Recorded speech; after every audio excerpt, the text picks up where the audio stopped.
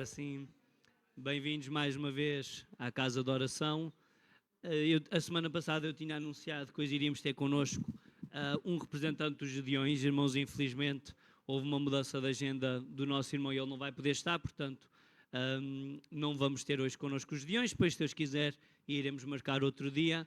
Nós vamos hoje sim começar com o louvor ao Senhor, com gratidão, através da música, e por isso peço aos irmãos para ficarem em pé. O grupo louvor vai subir e vamos louvar ao nosso Senhor. Ele é bom, amém?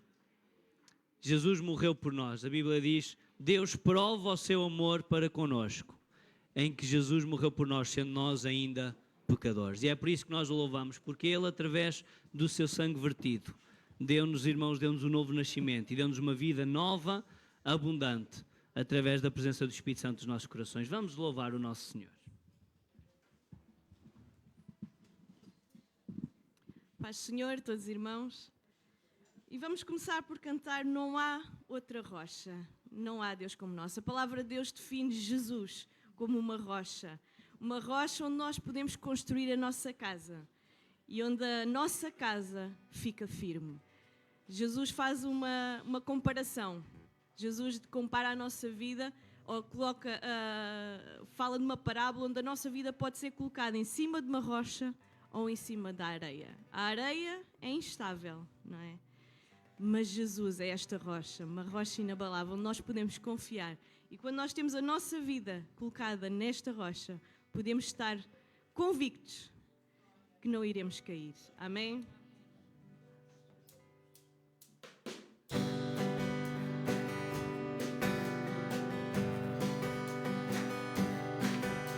Não há outra rocha, nem há Deus como o nosso. Não há outro nome digno do nosso louvor.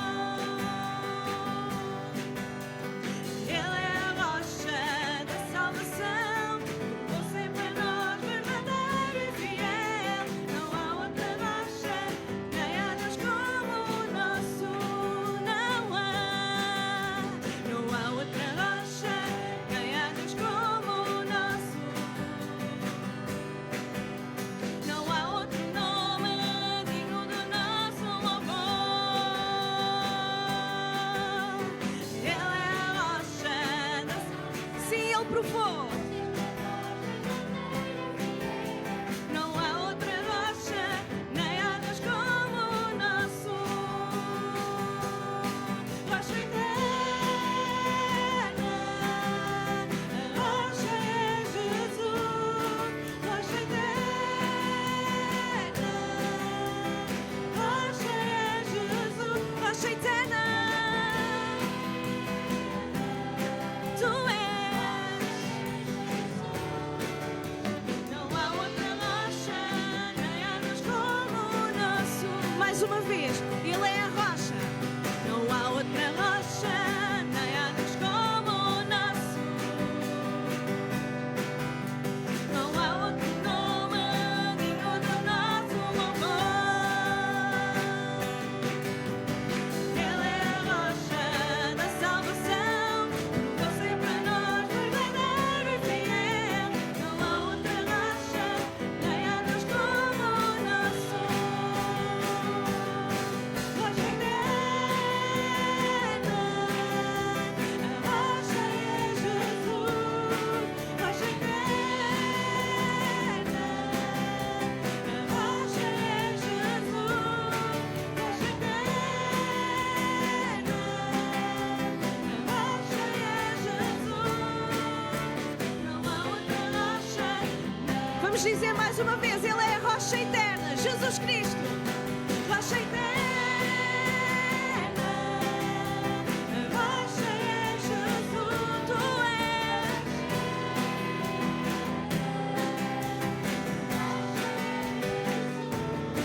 Rocha eterna, a rocha é Jesus.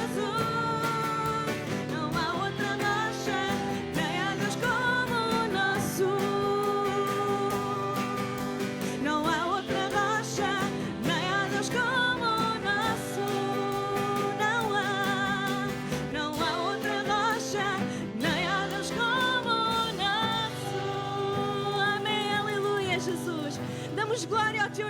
Senhor, não há Deus como Tu, não há rocha eterna em quem nós podemos confiar, Senhor. Obrigado porque Tu provaste ser para nós verdadeiro, provaste ser fiel, Deus. Aleluia, aleluia, santo, santo, santo, aleluia, Jesus.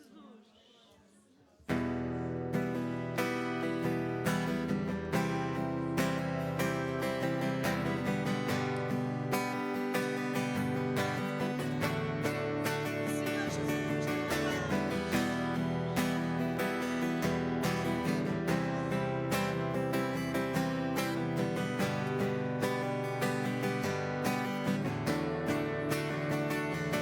nós estamos aqui, não cedemos de Ti.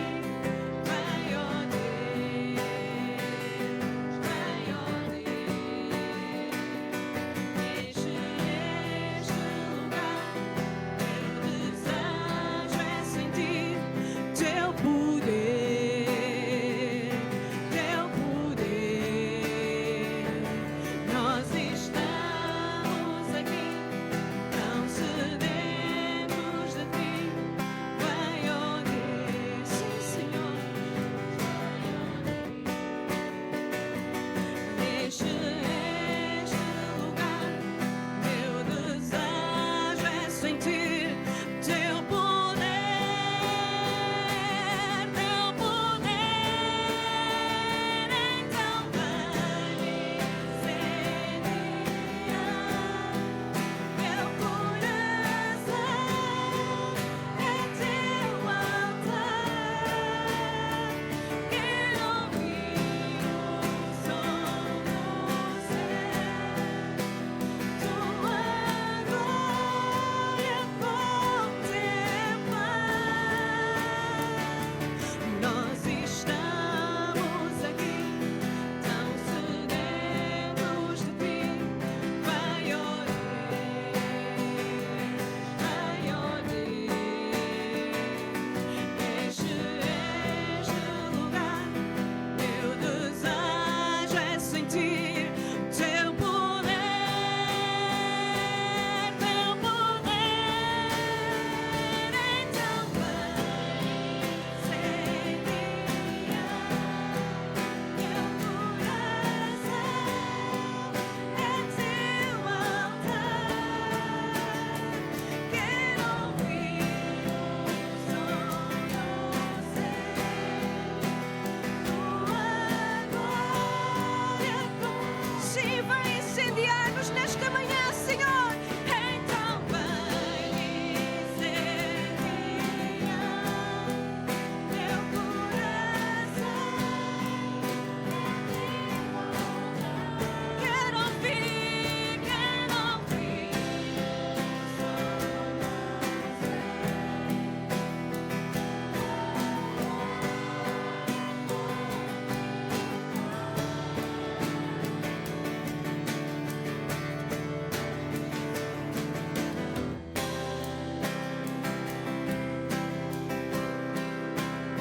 Te damos glória, Senhor, louvor e honra.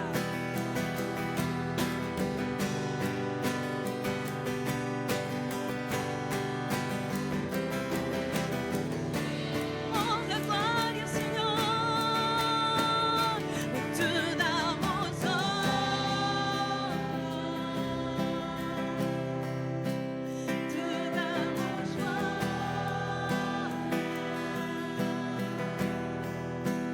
Teu é o poder para sempre. Diga ao Senhor, Te damos honra e Te damos honra.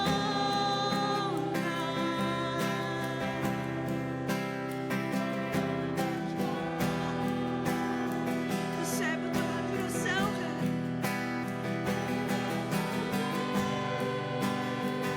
Aleluia, para sempre, amém. Honra e glória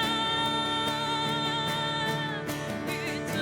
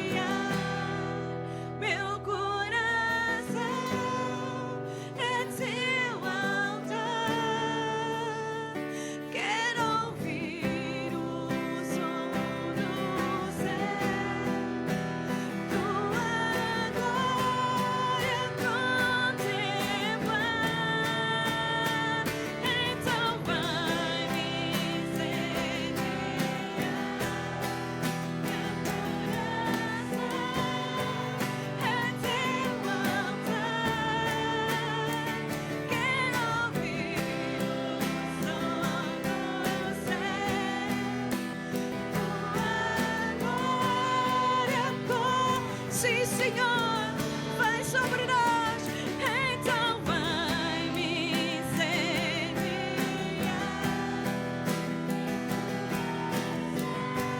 Faça esta oração nesta manhã ao Senhor. Quero ouvir o som do céu. Fala connosco, Senhor. Aleluia. Enquanto a música toca, irmãos, glorifica o nome do Senhor. Aleluia. Aleluia.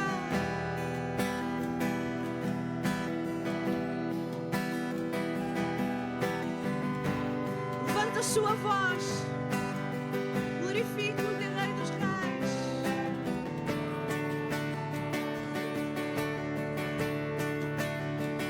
Senhor, te glorificamos, Deus. Te damos glória e te damos honra. Mereces toda a adoração do teu povo, Senhor.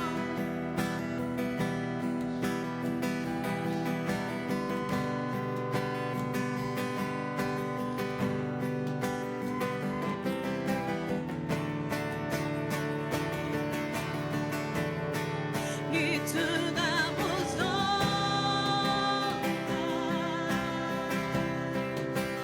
te damos glória.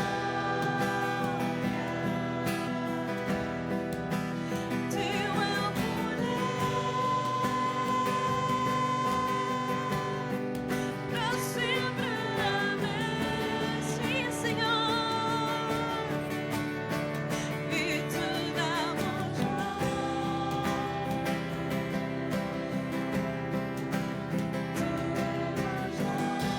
Ele é o Rei dos Reis, o Senhor dos Senhores. A Ele pertence todo o domínio. Nada foge do seu domínio. Mais uma vez. E te damos honra, te damos glória. Recebe toda a adoração.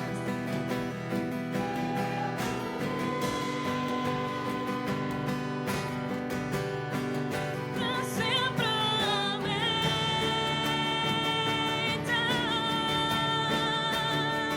Então vem me incendiar. Meu coração é teu altar. Quero ouvir o som do céu.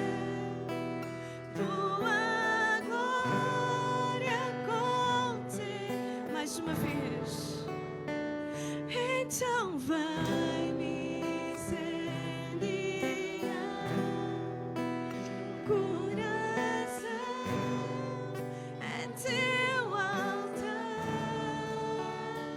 Quero ouvir o som do céu. Tua glória contemplar.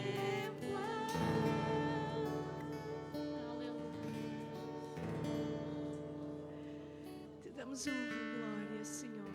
Aleluia, Jesus. Aleluia. Aleluia, aleluia, aleluia. Aleluia. Não feche a sua boca, irmão. Glorifique o nome do Senhor.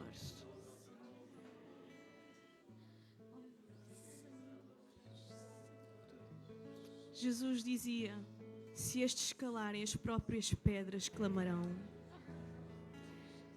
Nós somos o seu povo, o povo redimido, o povo que foi resgatado, que foi tirado das trevas, foi colocado na maravilhosa luz de Jesus. E se há gratidão no nosso coração, então a nossa boca tem que falar, a nossa boca tem que exaltar quem Ele é. Aleluia, Jesus. Aleluia, Jesus. Aleluia, Jesus. Santo, santo, santo. Senhor.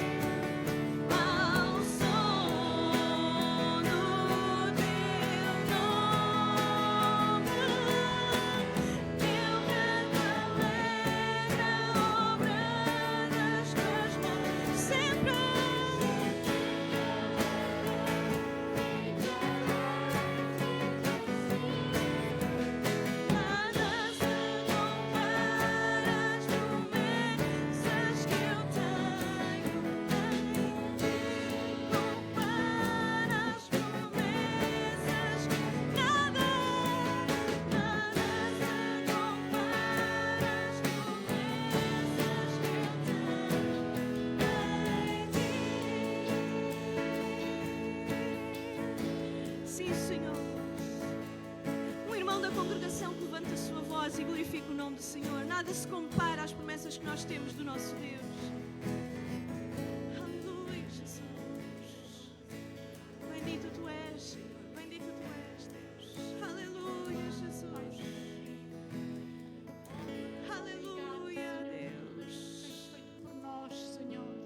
Obrigado pelo teu Aleluia, amor, Senhor. Obrigado, Deus. Obrigado, Senhor, porque tens sido misericordioso para connosco, Obrigada, Senhor, porque Senhor. somos pecadores, Senhor. Obrigada, Somos Senhor. fracos, Deus, todos os dias Aleluia, cometemos Jesus. pequenos erros ou grandes, Senhor, mas Tu és grande e misericordioso Aleluia, para nos Senhor perdoar, para nos estender a mão, Senhor, nos dar uma Jesus. segunda oportunidade para Aleluia. podermos estar contigo na glória, Amém, Senhor. aleluia. Obrigado, Senhor, porque estás connosco a cada dia, porque nos tens dado Aleluia, forças, Senhor, Jesus. nos tens renovado, Amém, restaurado, glória a Senhor. Deus. Oh Obrigada, Deus, eu estou-te Senhor. tão grata por tudo o que tens feito, oh Deus. Quero agradecer, Senhor, eu só quero agradecer tudo o que tens feito conosco, Deus, por podermos louvar o Teu nome, Senhor, por termos a liberdade ainda, Senhor amado, de ter esta casa aberta, Senhor, de poder estar contigo, Senhor, sentir a Tua presença nos nossos corações, ó Deus. Ó Pai, te quero implorar que continues a guiar as nossas vidas, os nossos caminhos, Deus. Ó Pai, coloca os jovens da Tua igreja nas Tuas mãos, Senhor. Guia-os, dirige-os, Senhor. Ó Pai, conduz cada passo que eles tenham que dar na sua vida, Deus. Oh, Paizinho querido, te quero colocar também aos teus pés todos os enfermos que aqui se encontram, Senhor. Toca, Jesus, liberta, Senhor, porque Tu és o nosso Deus, Senhor. Tu és o único com poder para todas as coisas, Senhor. Nada se faz sem Ti, Senhor. Nada há sem o Teu consentimento, ó Pai. Tu tens poder para mudar todas as circunstâncias, Deus. Obrigado, Senhor, por tudo que tens feito por nós, Senhor. Te quero entregar o resultado deste culto nas Tuas mãos, Paizinho amado. Que seja tudo para a Tua honra e para a Tua glória, Senhor. No nome de Jesus. Amém. Aleluia. Amém. Glória a Deus. Glória a Jesus. Irmãos, podem tomar os lugares e as crianças podem subir para o espaço infantil. Vamos ouvir a palavra de Deus.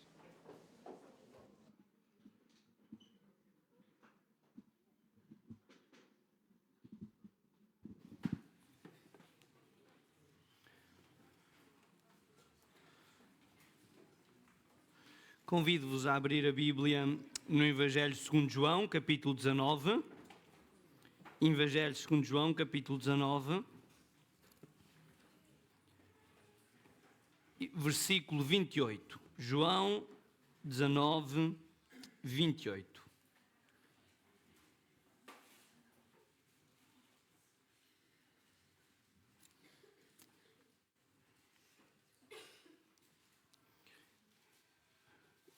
João, capítulo 19, versículo 28.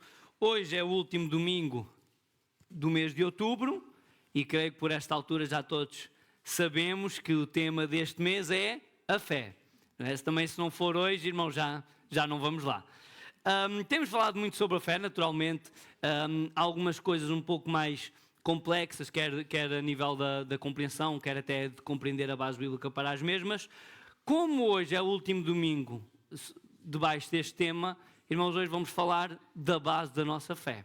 E a base da nossa fé é Jesus morreu por nós na cruz. É na cruz que a fé se inicia e é na cruz que a fé se alimenta. Daí que a palavra do Senhor diz que Jesus é o autor e o consumador da nossa fé. Não é? Jesus é tudo para nós, porque dele, por ele e para ele são todas as coisas, como diz a Escritura, e particularmente a morte e a ressurreição, embora a nossa atenção vai estar mais na morte, é o centro da nossa fé. Dito isto, nós vamos olhar para o versículo 28 e vamos ler a forma como João nos relata a morte de Jesus. Diz assim: depois disso, sabendo Jesus que já todas as coisas estavam terminadas, para que a Escritura se cumprisse, disse: tenho sede. Repare que já estamos a encontrar Jesus na cruz. Quem gosta um bocadinho mais sim de ter a cronologia, Jesus foi crucificado numa sexta-feira às 9 horas da manhã. Ao meio-dia, o céu, o tempo ficou em trevas, ficou escuro, ficou o sinal, obviamente simbólico, de que Jesus estava a levar o nosso pecado. E Jesus depois morreu às 3 da tarde. Jesus esteve 6 horas na cruz. E nós estamos a apanhar aqui o relato já numa fase final já de um intenso sofrimento físico, é inimaginável. A medicina diz que para alguém suar sangue é possível, mas é preciso estar debaixo de um stress, de uma pressão, de um sofrimento extremo. Ao ponto que nós podemos olhar para a nossa vida, podemos olhar para os momentos que já sofremos mais, mas acho que já que alguém suou sangue, ou seja, nós nunca fomos levados a um ponto desse, mas Jesus foi. Diz que logo no Getsemane, tal era a pressão que estava sobre ele, que ele começou a suar sangue. E no fim deste processo, que já foi um processo longo, que tinha começado a noite anterior, a quinta noite, a prisão, andar de lado para lado, a ser julgado, há toda uma envolvência, e nós vemos o nosso Senhor ainda com uma preocupação: cumprir toda a Escritura. E João faz questão de nos mostrar que na morte de Jesus há um sentido de completude.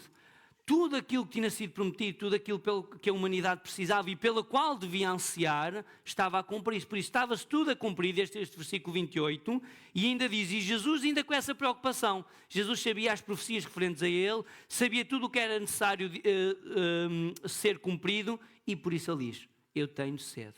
Não para ser saciado, até porque vamos ver que aquilo que acontece era impossível ele ser saciado da sede assim, mas com este objetivo, para lhe ser dado aquilo que necessitava ser dado, para que a Escritura se cumprisse.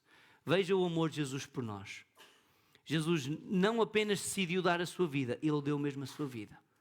Não foi uma questão dele decidir e nós podemos olhar, ok, mas se calhar quando estava lá na cruz, ele até arrependeu-se, estava a sofrer tanto que ele disse, para que é que eu fiz isto? Não, até ao fim, Jesus foi firme no seu propósito, morrer para nos oferecer a salvação.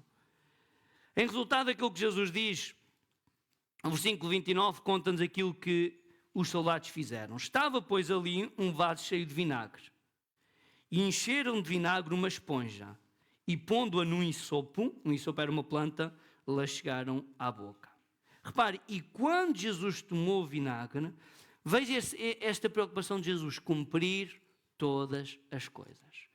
Creio que nenhum de nós acredita, pensemos quando temos sede, nenhum de nós acredita que se nos derem uma planta ensopada, aqui vinagre, irmãos, não é necessariamente o vinagre como nós temos hoje em dia, podia ser, em termos da palavra grega que é usada e na cultura pode ser, e provavelmente é, ou o vinho que já estava azedo, ou uma bebida que eles tinham em que misturavam vinho com água, faziam ali uma mistura, seja o que for, nem que fosse água, mas é que nem sequer era água, não era um bocadinho molhado numa planta que iria saciar a sede de uma pessoa que está há horas naquele sofrimento, que está há 6 horas pendurado numa cruz. Portanto, o sentimento de Jesus não era o seu bem, não era o seu conforto. Qual era o seu propósito? Cumprir todas as coisas. Para que nós hoje, pela fé, pudéssemos nascer de novo, ser feito novas criaturas e ter a vida eterna aqui e por toda a eternidade. Por isso é que o texto diz que quando Jesus toma o vinagre, o que é que ele diz? Está consumado. Ou seja, quando Jesus percebe, eu fiz tudo aquilo que o Pai me deu para eu fazer, Jesus diz, tudo está concluído. E logo de seguida, inclinando a cabeça, entregou o Espírito. Sempre devemos lembrar que Jesus morreu por nós, mas ele não morreu como uma vítima. Jesus fez questão de dizer durante o seu ministério, antes das coisas acontecerem, Jesus fez questão de dizer, ninguém me tira a vida, eu próprio a dou. João, nesta mesma sequência, neste versículo 30, se repararem em termos gramaticais, porque isto tem relevância teológica, João usa sempre verbos na voz ativa. É Jesus que está a fazer, Jesus não foi vítima. Não deram o vinagre a Jesus, Jesus tomou o vinagre. Ele não tiraram o Espírito, ele entregou o Espírito. Toda a linguagem de João é sempre para mostrar isto. Jesus morreu por amor a nós. Foi uma escolha. O sofrimento foi terrível, foi. E sabe porque é que foi terrível? Por causa daquilo que você e eu fazemos. Ele merecia? Claro que não. Mas Ele livremente, irmãos, tomou a culpa sobre si para que nós pudéssemos ser salvos. E este é o centro da fé evangélica. Amanhã é o dia 31 de outubro, um dia muito importante e muito triste para nós simultaneamente. A parte do triste eu vou deixar de lado, não vamos estar aqui a falar, mas quero falar da parte feliz para nós. E a parte feliz para nós é que amanhã celebra-se o aniversário da Reforma Protestante. Os irmãos dizem, coincidência ser no mesmo dia. Não é coincidência, irmãos. Basta nós conhecermos o mundo espiritual para perceber que não é coincidência para desviar a nossa atenção. Porque foi no dia 31 de outubro de 1517 que uma pessoa chamada Martinho Lutero pegou num rolo, numa série de folhas, não sei bem qual é que é o material que ele usou, e escreveu 95 teses, 95 perguntas, mais concretamente podemos dizer para o Papa, embora não exclusivamente para o Papa, de coisas que estavam a ser praticadas e que ele não via na Bíblia. E ele pegou nessas 95 teses e foi à porta da igreja de Wittenberg, a igreja católica romana de Wittenberg, e pegou lá as 95 teses. E disse, nós, clero, nós, povo, precisamos de debater isto. E a partir desse dia, 31 de outubro de 1517, começou uma revolução no meio religioso em geral e cristão em particular, que é chamada Reforma Protestante. E é daí que nós, evangélicos, vimos. Neste esforço que começou com Martinho Lutero, em termos históricos, obviamente, já antes havia os pré-reformadores, mas em termos históricos, para simplificar, este esforço para quê? Para ficarmos naquilo que a palavra de Deus diz. E somente aí. A palavra-chave é somente, por isso é que quando nós queremos resumir a Reforma Protestante, nós podemos resumir nas 5 solas. Não sei se alguém ouviu falar das 5 solas. Solas é uma palavra latina para somente. Ou seja, tudo aquilo que a Reforma Protestante veio trazer e que nós recebemos até hoje, pode ser resumido em 5 somentes. Primeiro, somente a Escritura. O que é que nós acreditamos? O que a Bíblia diz. Nem mais, nem menos. Somente a Escritura é a nossa regra de fé e de prática. Somente a graça. Se Deus não fosse gracioso, se Deus não fosse misericordioso, não havia salvação. A fonte da salvação é a graça de Deus. Somente a Deus a glória. Só Deus deve ser glorificado e a própria salvação glorifica a Deus. E agora chegamos às 2 últimas, que é o mais relevante para o nosso texto. Somente Cristo. A morte substitutiva de Jesus foi necessária e é suficiente para nós sermos salvos. Por isso é que eu disse que é naquilo que nós estamos a ler, é na morte de Jesus, é aqui que se inicia a fé. E é aqui que a fé se alimenta. Já sei que Jesus morreu por nós, por mim. Sim, é verdade. Mas nós precisamos constantemente ler, meditar, porque é aqui que nós vamos alimentar a nossa fé.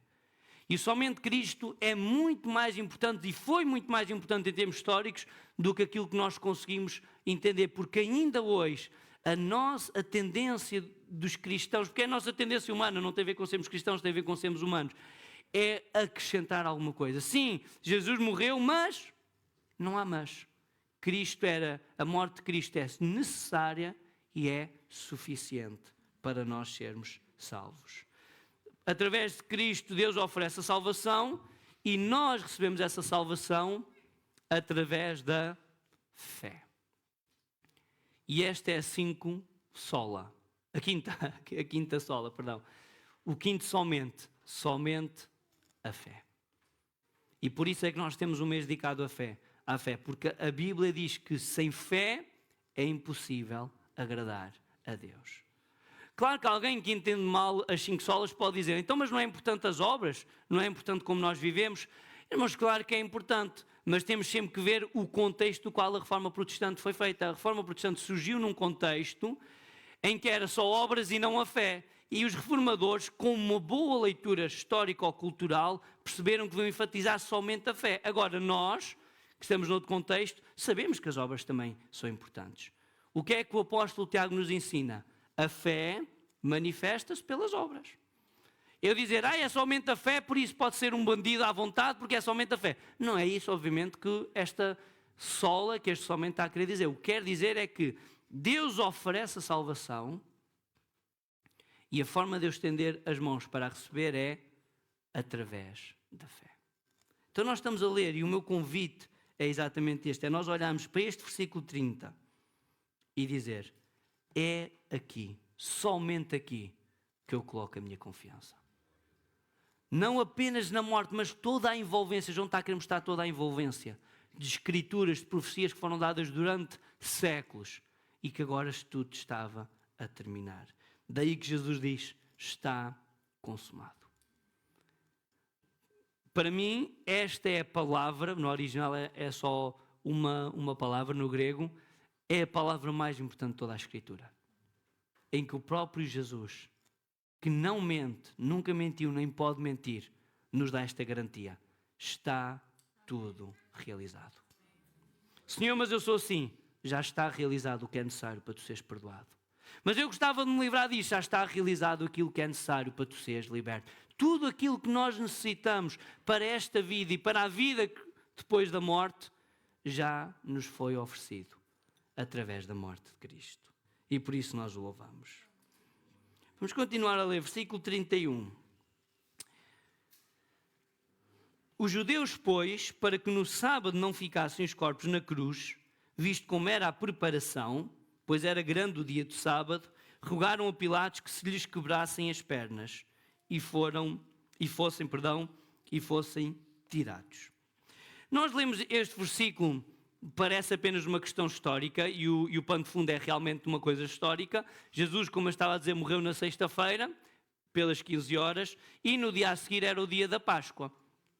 E devido até à lei do Antigo Testamento, eles queriam que o sábado iniciasse sem haver corpos expostos, porque na forma de contagem dos dias judaica e também romana, o sábado começava ao final da tarde de sexta-feira. Por isso é que diz que Jesus esteve 3 dias na cruz. Esteve uma parte de sexta, esteve sábado e esteve também uma parte do domingo.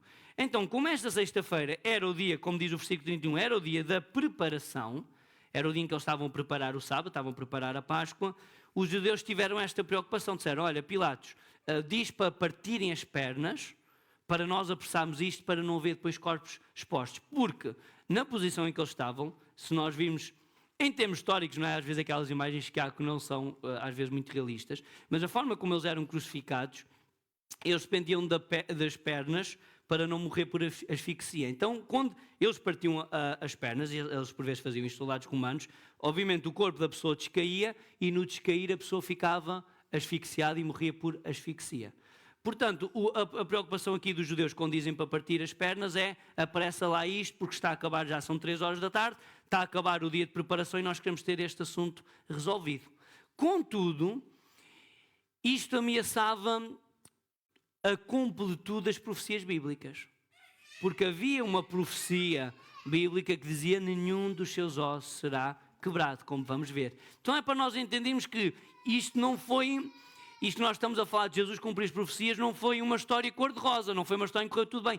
Há oposição e até desta forma aparentemente natural surgiu esta oposição espiritual, porque se partissem as pernas a Jesus, já as profecias não se cumpriam. Coisas aparentemente simples, irmãos, mas o que está em causa é a palavra de Deus. O que está em causa é se nós podemos confiar completamente em Deus ou se podemos confiar parcialmente em Deus. Deus é bom ter os seus planos, mas às vezes há coisas que atrapalham. E mais uma vez, vamos ver como Deus controla as circunstâncias e como Deus arranja uma maneira para aquilo que era normal, que era partir as pernas, não acontecer. Diz então o versículo 32 nesta sequência: foram, pois, os soldados e, na verdade, quebraram as pernas ao primeiro e ao outro que com ele fora crucificado. Mas vindo a Jesus e vendo já morto, não lhe quebraram as pernas. Veja como Deus dirige as pequenas coisas, ou seja, mesmo naquele momento que eles iam, Jesus já tinha morrido. E para confirmar, e este é um versículo muito importante, irmãos, e eu tive novamente, na preparação desta mensagem, tive novamente a ler a descrição da medicina do que é isto, porque vamos ver que Jesus sai de Jesus sangue e água, E isto tem uma explicação tão complexa que eu nem vou trazer para os irmãos. Basicamente, é a prova que alguém morreu. Porque isto tem a ver com um choque que acontece, um choque hipovolémico, é assim que se chama, hipovolémico, que acontece no corpo, a falência do coração, depois há a nível do pericárdio, há ali um problema. Pronto, é uma grande complicação, obviamente que eu não percebo muito disto, acho interessante, mas não percebo nada. Mas o ponto é este: quando sai sangue e água, é a prova que realmente a pessoa está morta.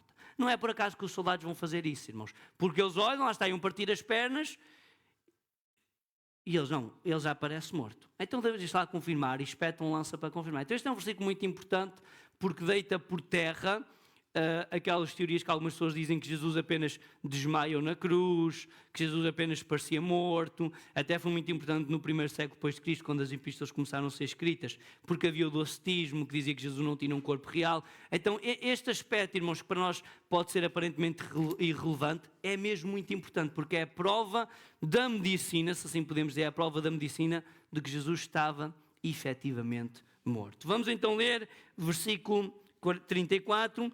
Contudo, um dos soldados lhe furou o lado com uma lança, e logo saiu sangue e água.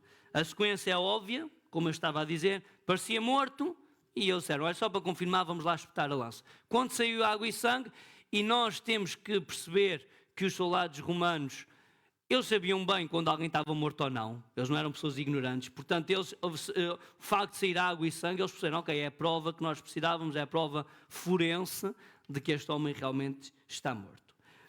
No versículo 35, João vai abrir um parênteses, porque até aqui ele está apenas a narrar os factos, e ele vai nos dizer, 35, aquele que o viu testificou, e o seu testemunho é verdadeiro, e sabe que é verdade o que diz, para que também vós o creiais. João faz questão de dizer que aquilo que ele está a contar, ele viu. E como qualquer coisa na história, aliás, ainda hoje nós vemos, quando há um acidente, qual é a melhor maneira de nós sabermos o que realmente aconteceu? É falar com uma testemunha ocular. O que é melhor? Há um acidente aqui em frente. É melhor falar com alguém que estava ali fora e viu, ou é melhor esperar 100 anos para alguém que nasceu nos dizer o que aconteceu aqui no acidente? O que é melhor? Falar com uma testemunha ocular. É óbvio para nós. O que é estranho é porque é que há pessoas que fazem o contrário com a morte de Jesus. Quando temos tantos relatos de pessoas que foram testemunhas oculares e estão a dizer, olha, foi isto que eu vi, e as pessoas preferem confiar em pessoas que nasceram 100 anos depois, que nasceram 500 anos depois e que vêm dizer, não, afinal Jesus não morreu. Afinal Jesus apenas pareceu que morreu. Isso não faz sentido. O que faz sentido é o que nós estamos a fazer. Pegar nas palavras de quem viu. E João diz, olha, eu vi. E por isso eu estou a testificar. Irmãos, ele não foi apenas o que os outros disseram. João, a Bíblia faz questão de dizer, João estava lá ao pé da cruz. Aliás, João até recebeu uma última incumbência de Jesus. João, a partir de agora, Maria fica à tua responsabilidade. Tu tens cuidado de Maria. E João vai nos dizer, em termos da conjugação verbal, ele vai dizer que aquilo que está a escrever, irmãos, não é apenas para os seus leitores originais saberem, é para até o dia de hoje, ele já tem na sua mente esta visão a longo prazo. Olha, para que ao longo da história todos saibam aquilo que eu vi. Qual é o seu propósito? Vai ele nos dizer, para que vocês possam querer. Querer é o quê? É ter fé. João, mais para a frente no capítulo 20, nós vemos, João vai dizer porque é que escreve o seu evangelho. João no capítulo 20 vai dizer, Jesus operou muitos outros sinais na presença dos seus discípulos. Estes, porém, foram escritos, reparem, foram escritos para que creiais que Jesus é o Filho de Deus e para que, crendo, tenhais vida no seu nome. Todo o propósito de João em tudo o que ele escreve é este, levar-nos à fé. E mais uma vez, neste versículo que nós lemos agora, este versículo 35, ele vai dizer a mesma coisa, ele vai dizer, olha, eu estou a contar a verdade, mas eu tenho um propósito. O propósito é que vocês possam crer. E esta é a escolha que está diante de nós. Crer naquilo que João viu, naquilo que tantas testemunhas oculares viram em primeira mão e que deixaram escrito.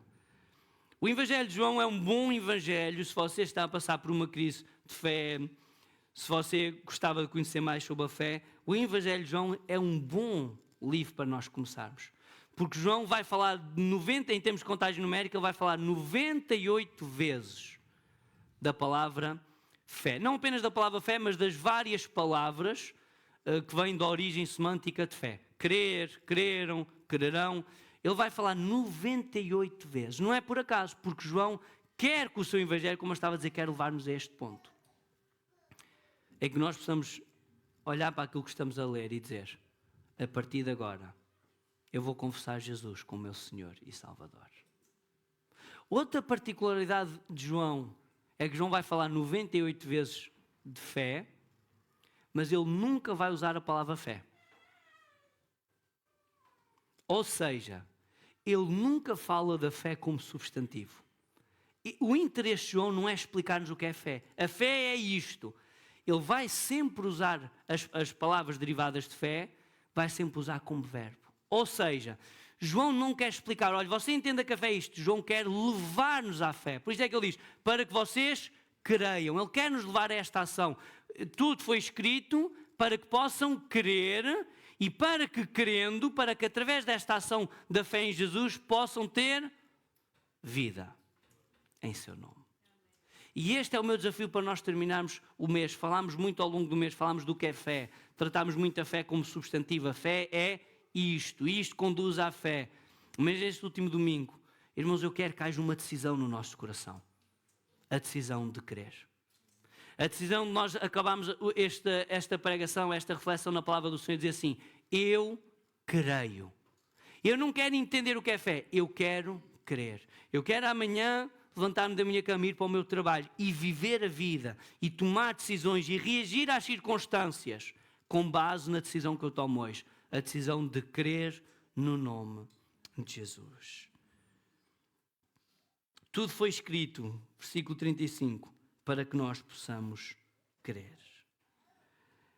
Depois de nos falar deste propósito do seu coração, João, no versículo 36, ele volta à questão mais da narração teológica e diz, porque isto aconteceu para que se cumprisse a Escritura que diz, nenhum dos seus ossos será quebrado. Já falámos sobre isto. 37. E novamente diz outra Escritura, verão aqueles que trespassaram. Depois disto, José de Arimateia, o que era discípulo de Jesus, mas oculto, por medo dos judeus, rogou a Pilatos que lhe permitisse tirar o corpo de Jesus. E Pilatos lhe permitiu. Então foi e tirou o corpo de Jesus. E foi também Nicodemos, aquele que anteriormente se dirigira de noite a Jesus, levando quase 100 arratéis de um composto de mirra e aloés. Estas duas personagens são muito relevantes para nós, porque Jesus, entretanto, morre. Os discípulos, ala que se faz tarde, mas aparecem aqui duas personagens que têm a preocupação de dar um sepultamento digno a Jesus. Porque como nós pensamos que temos esta consciência, um império como o Império Romano, que não se importa de crucificar as pessoas, também não está muito importado em dar um sepultamento digno. Então, por vezes, a história secular, a extra-bíblica, mostra-nos que, por vezes, quando as pessoas que eram mortos tinham familiares ou amigos que se preocupavam muito com eles, o que é que eles faziam? Depois da crucificação, eles iam e pagavam aos romanos para poder ter o corpo, com esta preocupação de dar um sepultamento digno.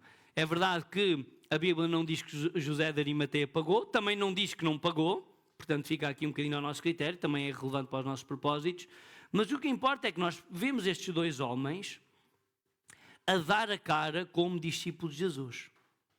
E o que é curioso é que estes dois homens têm referências anteriores no Evangelho de João, em que nós percebemos que eles aparentemente não tinham esta fé. Em primeiro lugar, olhamos para José de Arimateia. Para entendermos, Arimateia é uma localidade. Não era o nome, Arimateia é a sua origem. O que é que João nos diz sobre José de Arimateia? Ele diz que José de Arimateia estava naquilo que nós podemos chamar a corda bamba. Era discípulo mas era oculto. Nós vemos, quando lemos o Evangelho de Lucas, Lucas vai nos dizer que o Sinédrio, que era o supremo tribunal religioso e civil dos judeus, José de Arimateia fazia parte desse Sinédrio. E quando o Sinédrio começou a tomar estas decisões de apanhar Jesus, prender Jesus, matar Jesus, José de Arimateia começou a opor-se. Ou seja, nós vemos a fé, e mais uma vez, não tanto como um substantivo, não tanto como uma coisa que há ou não há, mas vemos como um verbo. Ou seja, José de Arimateia começa a surgir a fé no seu coração, ele começa a crer, mas ainda falta ali o gatilho final. Lá está, ele vai dizer eu não concordo, mas não tem aquela coragem para dizer, eu não concordo porque eu creio em Jesus. E eu usei a expressão corda bamba, porque Jesus diz-nos que se nós não o reconhecemos diante dos homens, também Ele não nos irá reconhecer diante do Pai. Ou seja, esta coisa da fé apenas privada, da fé, eu creio em Jesus, mas não assumo publicamente, irmãos, estamos num grande risco espiritual de não herdar a vida eterna, isso é bem claro. Por isso é que a Bíblia vai-nos falando de José de Arimateia, mas nesse sentido, alguém que foi crescendo na fé. E voltamos à ideia da fé como o verbo, que é o meu propósito para nós esta manhã. A fé tem de crescer. Ele no início nós dizemos assim, então mas ele não me deu logo a cara, estava na fase inicial. Mas à medida que o tempo foi passando, José começou a perceber, não, se eu creio em Jesus, eu tenho que dar a cara por esta causa. E por isso, neste momento de crise, era talvez o pior momento para alguém se assumir como discípulo de Jesus, porque Jesus já morreu. Se era a altura para não se assumir a fé em Jesus, era agora. Porque quando ele ainda estava vivo, ainda podia assumir naquela esperança. Ok, Jesus um dia implanta o seu reino terreno, que era o que eles pensavam, e eu ainda fico do lado dele, ainda fico a ganhar. Agora já não. Agora, humanamente, era a pior altura para declarar a fé em Jesus, porque agora já estava morto. Agora, a causa de Cristo, esta seita, pensavam os judeus, esta seita que Jesus estava a começar, iria acabar.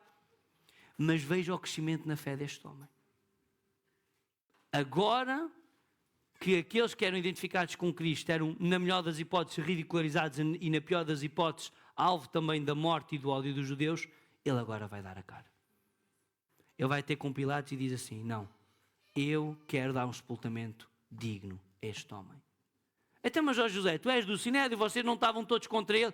E José, irmãos, deixa que a sua fé cresça ao ponto de assumir publicamente, no momento mais difícil, mas dizer, eu creio em Jesus. O mesmo acontece com Nicodemos. Nicodemos, quando nós olhamos para o relato de Nicodemos no Evangelho, nós vamos vendo que a sua fé vai crescendo. Ele aparece pela primeira vez no capítulo 3, agora falando apenas do Evangelho de João, ele aparece pela primeira vez no capítulo 3, e ele vai ter com Jesus e diz, mestre, nós sabemos que tu vens de Deus, porque ninguém pode fazer as coisas que tu fazes, se Deus não for com ele. Então nós vemos ali uma fé em Jesus como um homem de Deus, mas o que é que o próprio Cristo vai dizer? Nicodemos, tu precisas nascer de novo. Ou seja, Jesus olha para Nicodemos e diz assim, ok, a tua fé ainda é muito embrulhar, tu precisas nascer de novo. Depois há ali um grande relato, nós conhecemos, Nicodemos diz, então mas vou voltar para a barriga da minha mãe, há ali uma grande confusão, mas vemos uma fé muito pequenina em Nicodemos. Uma fé ainda até podemos dizer, uma fé que ainda não é a fé real, não é a fé em Jesus como Messias, é a fé em Jesus como um homem vindo de Deus. Daí que quando, no versículo 39, João se refere a Nicodemos, até vai realçar esta ideia que Nicodemos foi ter com Jesus quando? De noite. Ele começa a ver Jesus, começa a crer, mas tem vergonha. Ok, vou de noite, que é para ninguém ver, que é para não ser identificado. Mas este é apenas o primeiro estágio de Nicodemos. Quando nós avançamos mais um bocadinho até o capítulo 7, Nicodemos está no Sinédrio. Atenção, nós estamos a falar de dois homens, José de Arimateia e Nicodemos, dois homens do Sinédrio. Dois homens muito importantes socialmente. Dois homens extremamente abastados financeiramente. Dois homens das elites. Mas têm este mesmo processo. O Sinédrio começa a reunir-se e reúne-se e começa a falar de uma forma mais real de prender e matar Jesus. E Nicodemos levanta-se e diz, então mas a nossa lei permite que nós julguemos e condenemos um homem sem primeiro ouvir, sem primeiro investigar. Ou seja, agora é assim que nós funcionamos como tribunal? Então onde é que está o senso de legalidade? Se fosse nos nossos dias, então mas ele não tem direito a um advogado? Não tem direito a audiências? E aqui vemos já Nicodemos a já dar um passo mais em frente, mas ainda um bocadinho como José de Arimateia. Dá um passo em frente, mas ele não diz ainda, mas eu creio em Jesus, mas Jesus é filho de Deus. Não, ele diz aquilo. E até o capítulo 7 diz que aquilo põe ali um bocado, apazigou os ânimos, vai cada um para a sua casa até a próxima ocasião. Mas é bonita estas histórias, porque com Nicodemos vai acontecer a mesma coisa. Quando nós chegamos aqui, há um momento que Jesus morre, em que a causa de Cristo aparentemente tinha terminado, ele também quer dar a cara. José de Arimateia vai buscar o corpo e Nicodemos junta-se a ele e diz, não, eu também quero publicamente afirmar a minha devoção a Jesus.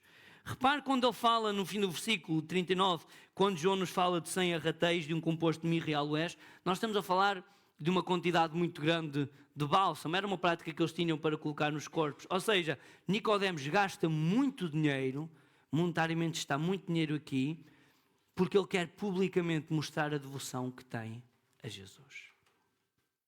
Porquê é que nós estamos a explorar estas duas personagens? Porque estas duas personagens mostram-nos outro aspecto importante no Evangelho de João. Primeiro, já referi que João quer nos levar à fé. Ele não está tão preocupado em definir a fé, mas em levar-nos à fé. Em segundo lugar, João quer nos levar ao crescimento na fé. Isto é muito, muito, muito importante para a nossa vida. A fé não é estática. É impossível eu hoje ter a mesma fé que tenho ontem. E certamente amanhã vou ter uma fé diferente de hoje. E João mostra isso claramente. João quer nos revelar, através do Espírito Santo, que a fé é progressiva. A fé tem de crescer. E nós dizemos, então mas se não crescer, fica parado. O João também vai mostrar outra coisa. A descrença é progressiva. E ele vai por um lado, através de José, como estamos a falar, até mais especificamente Nicodemos, mas ele também vai mostrar do outro lado. Ele vai mostrar através de Judas. Ele vai mostrar através dos líderes judaicos que aquilo que nós vemos na fé, uma fé que vai crescendo, também acontece com a descrença, com a incredulidade. A incredulidade também vai crescendo ao longo do Evangelho.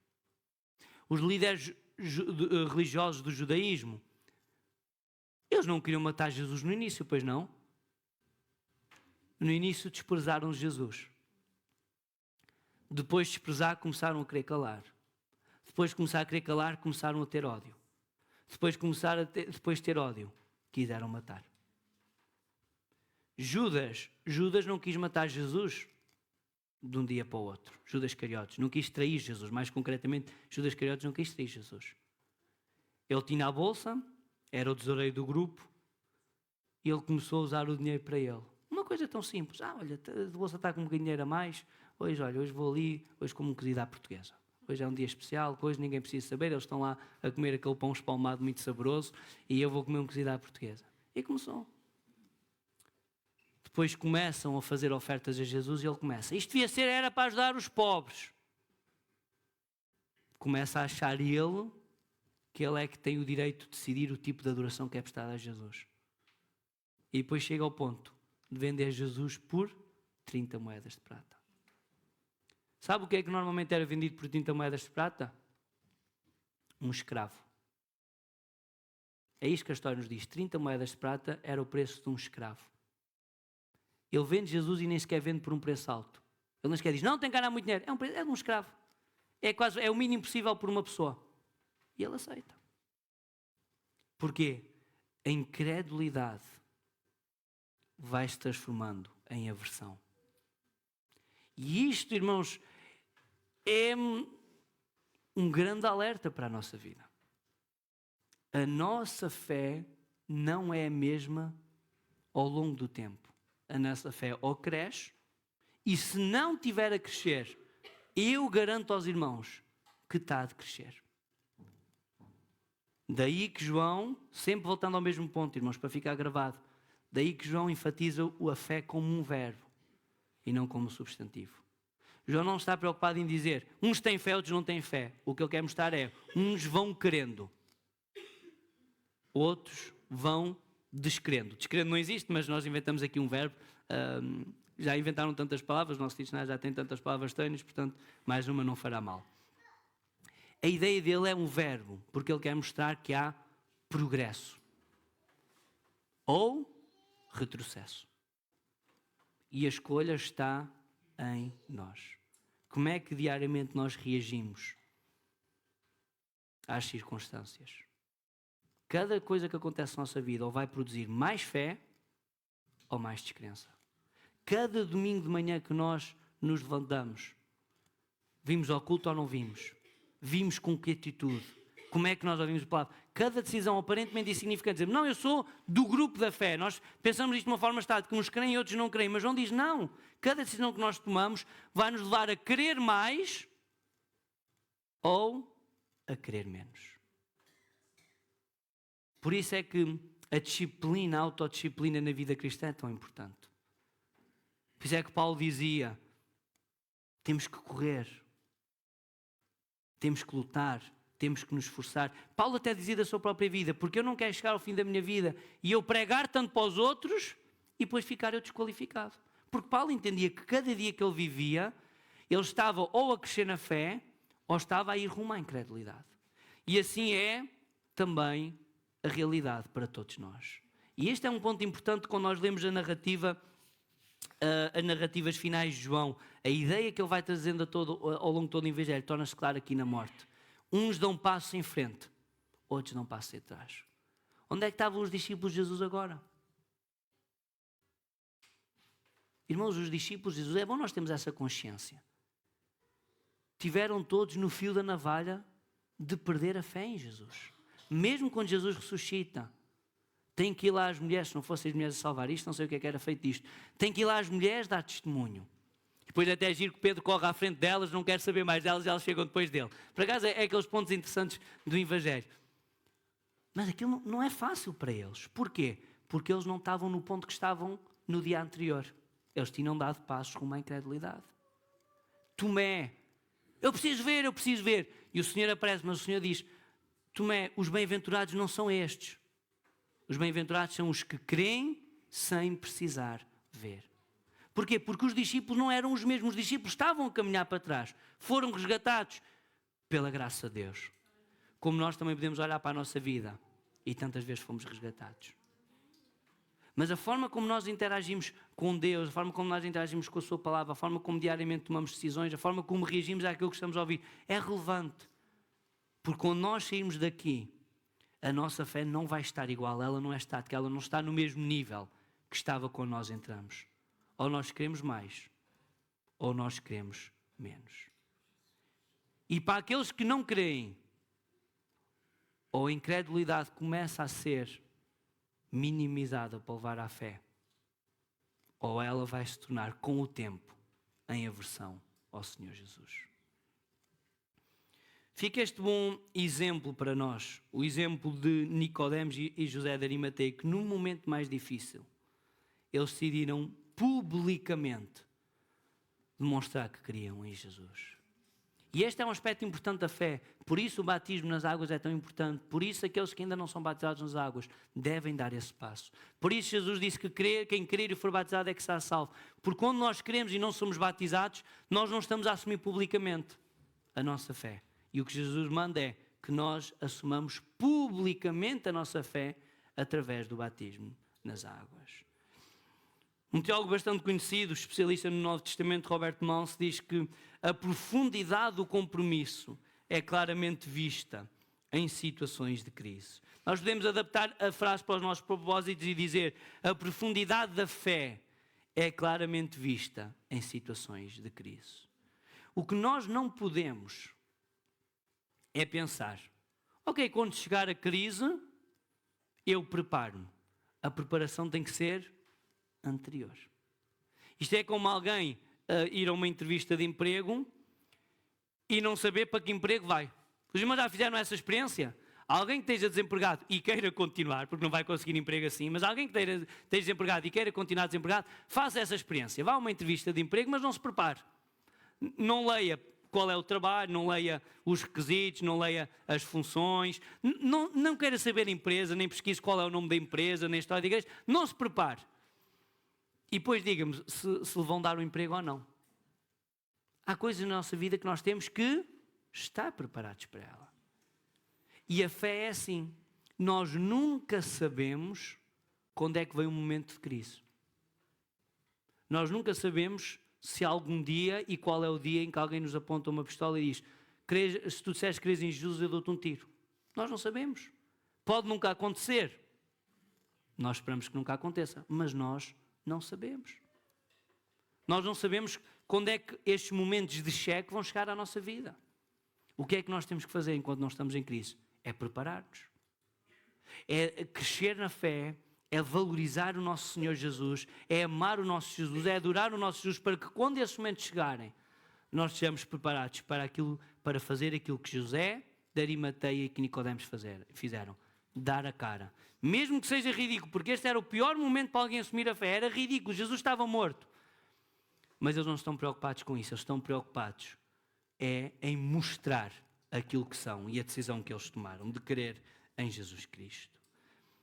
Vamos terminar o nosso texto, versículo 40. Tomaram, pois, o corpo de Jesus e o envolveram em lençóis com as especiarias, como é costume dos judeus, na preparação para o sepulcro. E havia um jardim naquele lugar onde fora crucificado, e no horto um sepulcro novo, em que ainda ninguém havia sido posto. Ali, pois, por causa da preparação dos judeus e por estar perto daquele sepulcro, puseram a Jesus. Jesus termina o capítulo 19 morto, sepultado, mas depois chegamos ao capítulo 20 e o que é que vai acontecer? Passa da sexta-feira à noite para o domingo de manhã e Jesus ressuscitou. E quando nós pensamos na ressurreição de Jesus, apenas uma nota, porque estamos mais focados na morte, a ressurreição de Jesus tem dois elementos. Diz-nos Meryl Tenney, com razão. Tem o elemento histórico e tem o elemento pessoal. Ou seja, a ressurreição de Jesus é um facto histórico. Ao longo dos séculos, várias pessoas têm tentado provar. Sabe, até uma parte, deixa-me dar uma curiosidade. Sabe que esta ideia de tentar encontrar o corpo de Jesus para provar que ele não ressuscitou foi uma ideia que só surgiu bastantes anos depois de Jesus morrer? Aqueles que se opunham ao cristianismo no início, os romanos, os judeus, que negavam o cristianismo e que negavam a ressurreição de Jesus, sabe que quando nós lemos os relatos históricos, quando nós lemos as argumentações deles contra os cristãos, eles nunca procuraram o corpo de Jesus? Aliás, a própria Bíblia, logo no efeito a seguir, diz que quando os soldados romanos que estavam a guardar o sepulcro foram falar com os judeus, com os líderes judeus, disseram: olha, o corpo já não lá está. O que é que os líderes fizeram? Os líderes não disseram: bem, temos que ir procurar o corpo para ver onde é que os discípulos o colocaram. Eles deram dinheiro e disseram assim: olha, digam, se alguém perguntar, digam que os discípulos roubaram o corpo. Então, mas porquê é que eles não vão procurar o corpo? Durante anos, durante décadas, os maiores opositores do cristianismo, nunca ninguém se deu ao trabalho de procurar o corpo de Jesus. Isto está documentado, não sou eu que estou a dizer. Porquê? Porque eles sabiam que Jesus tinha ressuscitado. Por isso é que os judeus dão dinheiro e digam: olha, mintam e digam que os discípulos roubaram o corpo. Porque se os discípulos roubassem o corpo, os soldados romanos, daquilo que nós conhecemos, e generalizando um bocadinho, tinham todo o prazer em ir atrás dos discípulos e fazer umas pequenas estruturas para saber onde é que estava o corpo. Mas eles dizem: olha, nem vale a pena. Digam que roubaram o corpo, pronto, tomem lá dinheiro, a gente safa-vos diante do Pilatos e diante dos governadores, não se preocupem com isso. É a melhor coisa que a gente pode inventar na altura. Mas nem vale a pena irmos procurar, nem vale a pena ir questionar os discípulos, nem torturá-los, nem nada. Esqueçam, isso não vale a pena. Eles sabiam que Jesus tinha ressuscitado. Então a ressurreição é um facto histórico. Mas como diz este teólogo que eu citei, ele diz: mas a ressurreição não é apenas um ato histórico. Não é apenas um facto histórico. Ele é também um facto pessoal. Ou seja, ele é um facto que só faz diferença na nossa vida se nós nos apropriarmos dele. Como? Pela fé. Este é o apelo do Evangelho de João. E este é o meu apelo para nós. Que nós digamos, que nós abramos a nossa boca esta manhã e digamos: eu creio que Jesus morreu e ressuscitou para eu ter vida eterna. Porque é verdade, eu estou a falar da história e podemos ir buscar muitas evidências históricas que Jesus ressuscitou, mas a evidência mais importante é a evidência existencial. É nós fazermos esse compromisso de fé com Jesus e vermos a diferença que acontece na nossa vida. Isso é que nos traz o convencimento final. Porque o resto a nível histórico é muito interessante, mas alimenta apenas aqui. Apenas o intelecto. E não é isso que o Senhor tem para nós. O Senhor não tem apenas uma mudança de intelecto. Diz que com esta mudança de intelecto, o que acontece? Uma mudança completa. Dos sentimentos, emoções. Vem a paz do Espírito Santo, vem a alegria do Espírito Santo, vem a moderação, vem a longanimidade. É isto que é a vida eterna que o Senhor tem para nós. E para nós experimentarmos isto, não podemos ficar apenas nos factos históricos. Ok, Jesus morreu e ressuscitou. Nós precisamos nos apropriar pessoalmente dessas realidades pela fé. Porque aí, a verdadeira evidência que nós necessitamos tornar-se à verdade. Nós vamos ver a diferença que o Senhor, Deus Todo-Poderoso, faz na vida daqueles que creem. Eu peço para ficarmos em pé. Vou pedir o grupo de louvor para subir ainda. Enquanto eles sobem, feche os seus olhos. E se esse é o seu desejo genuíno, porque é algo pessoal, algo que tem que ser genuíno,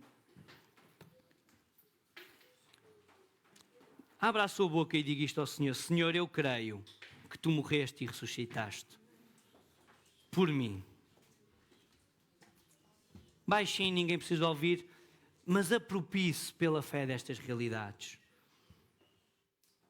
Faça aquilo que João quer que nós façamos, não apenas que nós digamos: ok, já entendo o que é fé, mas como João nos ensinou a darmos um passo rumo à fé, a darmos um passo de crescimento na fé e dizer: Senhor, eu hoje, mais uma vez, quero crer. Eu creio que Jesus, Tu morreste em meu lugar, morreste pelos meus pecados, e creio que ressuscitaste para me dar também vitória sobre a morte e para me dar vida eterna. Quando o grupo de louvor começa, e ainda vamos através também da música louvar o Senhor, é importante nós reagirmos a esta mensagem com uma declaração pessoal de fé. Aproveite esta oportunidade que o Senhor está a dizer para crescer na fé, para que o Espírito Santo venha ao seu coração.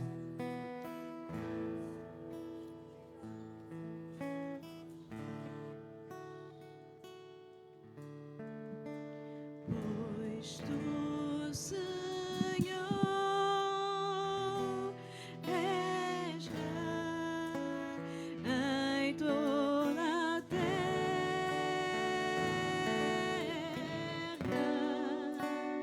és exaltado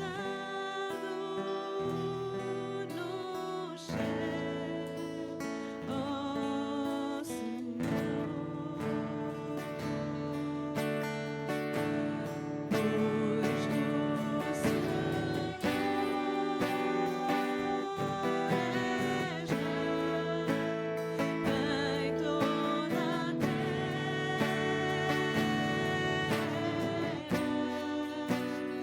és exaltado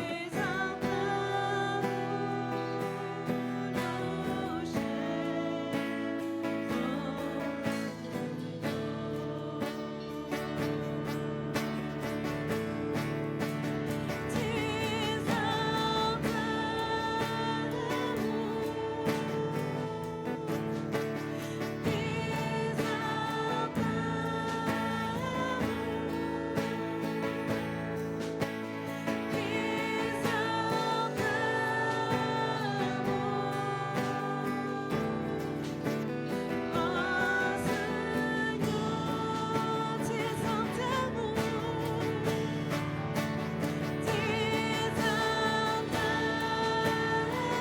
Levante as suas mãos para o alto e diga: Te exaltamos,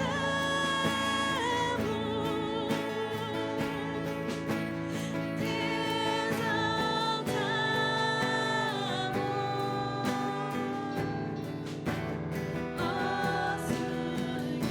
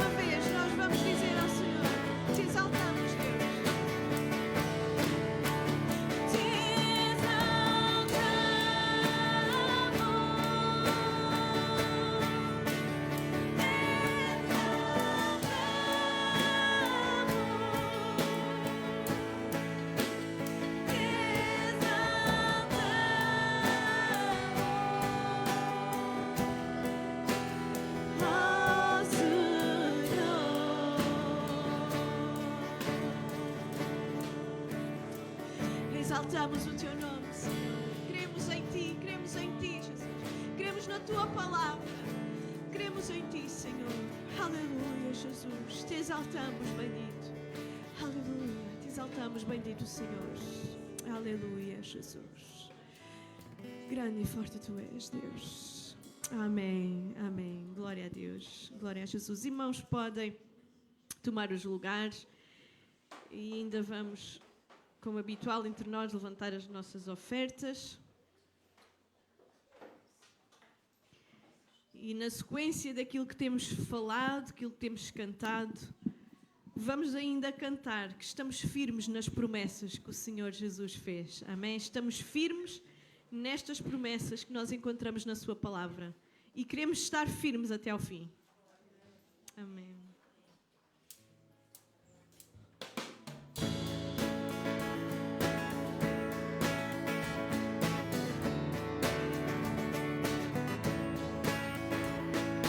Firme nas promessas do meu Salvador, cantarei louvores ao meu Criador. Fico na dispensação do seu amor, firme nas promessas de Jesus. Firme, firme, firme nas promessas de Jesus, o Cristo.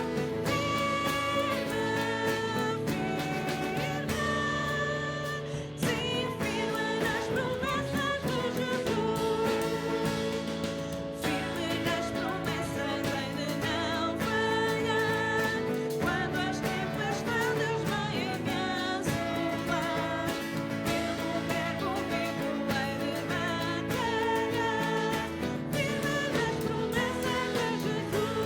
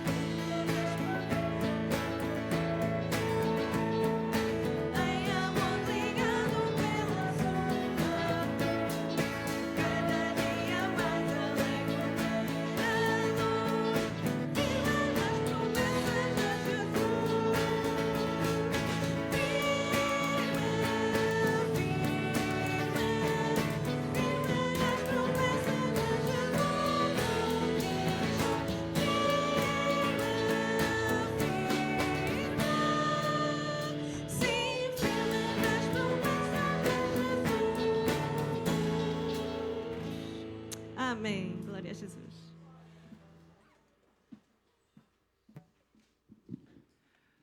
Quero lembrar que no próximo sábado temos o nosso culto de consagração, que temos vindo a anunciar, o próximo sábado, dia 5 de novembro.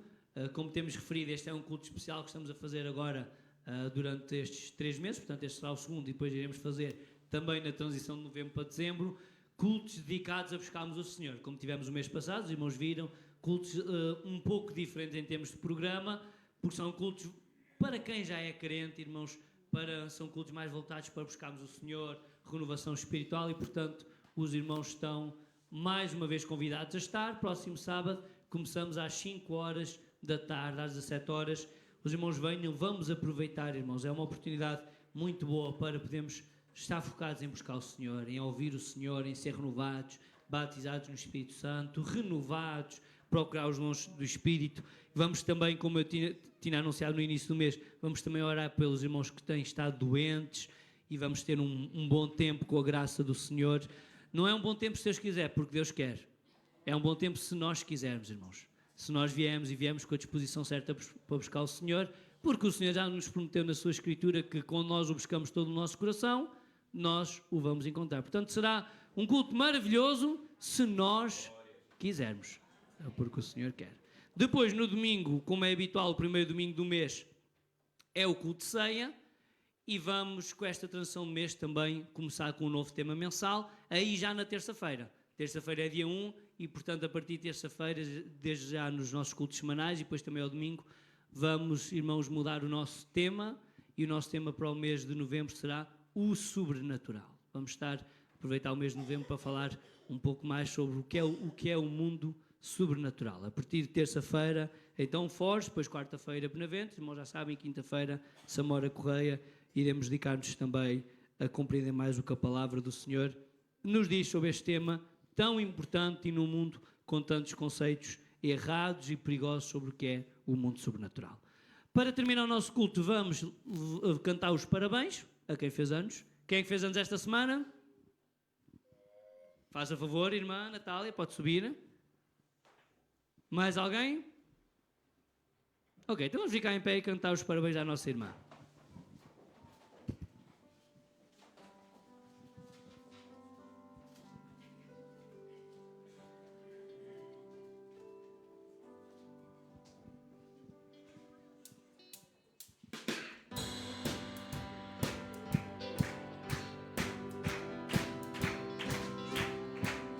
Parabéns, parabéns, nós te damos ao irmão.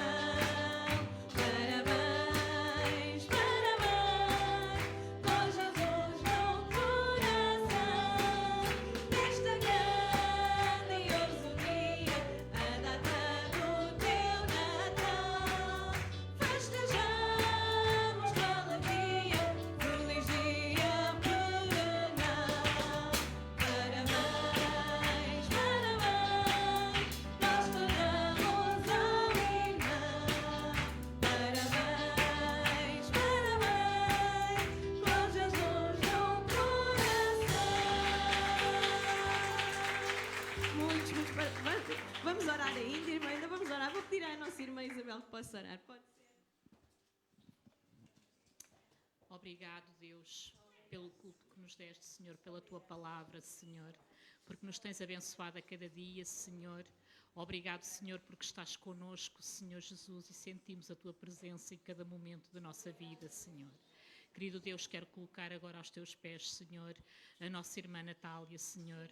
Ó Deus, ajuda, aguarda, Senhor, dirige-a em cada passo que dê, Senhor, na sua vida, Senhor, em cada direção que tenha que tomar, Senhor, que ela tenha o foco em Ti, Jesus, e que ela realmente esteja sempre focada no Teu nome, no Teu amor, Senhor, que é tão grande e foi tão grande por nós, Senhor, na cruz do Calvário que Tu fizeste, Senhor, esse amor tão grandioso, Senhor. Ó Deus, obrigado por tudo, Jesus, e mais uma vez Te agradeço e coloco tudo aos Teus pés, Senhor. Amém.